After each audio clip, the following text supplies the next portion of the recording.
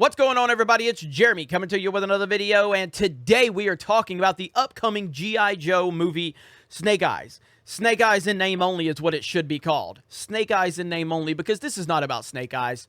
We knew this the moment that Henry Golding was cast in the role, and we heard rumors about how he was going to be unmasked and everything like that. And at that point in time, you already knew this is not going in the right direction. And now we get the first piece of marketing, Snake Eyes unmasked in the first poster. What are we doing here? This is not about Snake Eyes. This is about identity politics being pushed into an already pre-existing character that has a wonderful backstory, a mysterious backstory, a lot of the mystery elements that are added from Snake Eyes and him wearing the mask and why doesn't he talk? And there's a lot you can do with that. Now, there's a couple of different iterations with his backstory depending on what backstory you're looking at. But the most prominent one was that he was disfigured in an accident, a helicopter accident, and he couldn't speak. And this is the image right here. That's him disfigured and he couldn't speak. So that's something that's not played upon big time, but there's an element of mystery to Snake Eyes, a great element of mystery. And it's much like the Joker in The Dark Knight, where we don't know what his backstory truly is, but that's what's fascinating about it. There's an element of mystery. So when you have Snake Eyes as this mute, as this person who's always in a mask, who's this ultimate badass, there's an element of mystery. Now, you don't have to do the exact backstory from the Marvel Comics. You don't have to do that exact backstory. But the fact that you're already moving away from it to give us this in the marketing, Snake Eyes is defined by his mask. Snake Eyes is defined by the mystery and how badass he is. But no, let's just go ahead and unmask him. He's going to talk, and he's not going to have any backstory that represents Snake Eyes whatsoever. I have no interest in this whatsoever. If you want a good Snake Eyes story, Snake Eyes Storm Shadow, watch G.I. Joe Resolute. Fantastic film. Fantastic moments. Now, I'm a fan of G.I. Joe the movie as well, the 1987 G.I. Joe the movie. A lot of Joe fans don't like that movie. There's not a lot of Snake Eyes in that at all.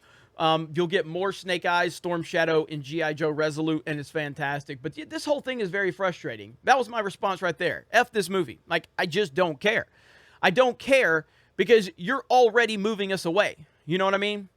And yeah, like Quarter Black Garrett said it perfect. I mean, you got Judge Dredd, and there was an element of like mystery. The fact that he never took the mask off. And like I said with Joker, never knew his real backstory.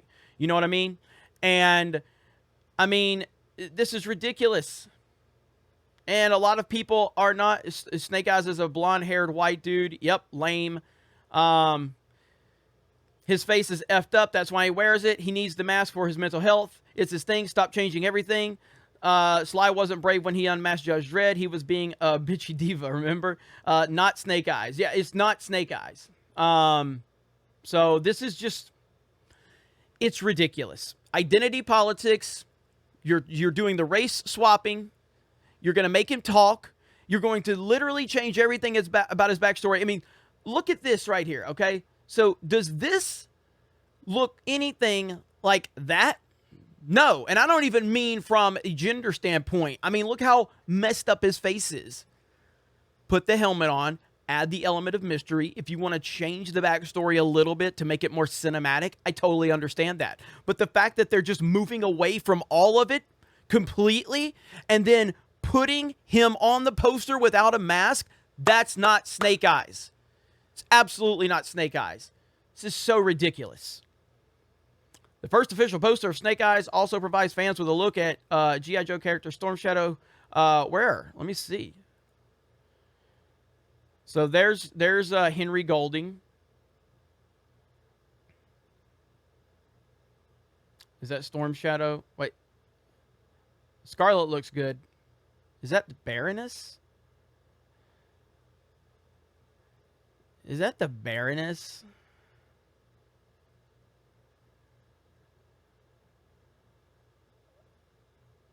Oh, boy. Yep, that's the Baroness. This movie does not look good. This movie does not look good at all. Because of them pushing identity politics. I mean, again, I'll repeat it again, okay? The first two live-action G.I. Joe, Rise of Cobra and Retaliation, a lot of problems. A lot of problems, okay? Most notably, Duke, Channing Tatum as Duke, is one of the worst casting decisions I've ever seen of all time. I mean, it's absolutely terrible. And so for all the people that'll say, oh, you're just upset because you're not getting a white guy. Channing Tatum's a white guy. He's the worst. He's the worst casting ever because he was cast to be Duke. It didn't work at all. It didn't work at all. It was awful. Duke is supposed to set the tone. He's supposed to be the heart and soul of G.I. Joe. And Channing Tatum was not that. But like I said, the Snake Eyes Storm Shadow element of those live action movies was fantastic. Absolutely fantastic. This is frustrating.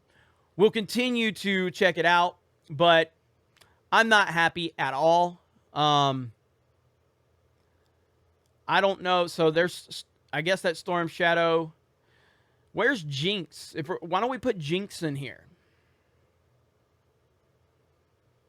Unbelievable. So you're bringing the Storm Shadow Snake Eyes element into it, but you're going to be missing one of the most important elements of what adds the level of animosity towards that, because you want to push identity politics. Not surprising, but I still have G.I. Joe Resolute. I still have G.I. Joe the movie. I still have the Real American Hero cartoons. So I can just watch those. Not really interested in this at all. I have zero interest in this because I do believe this is going to be G.I. Joe and Snake Eyes in name only. And the fact that they're pushing all of this nonsense, it's ridiculous. You guys let me know your thoughts in the comments below. Have a great day, and we will talk to you later.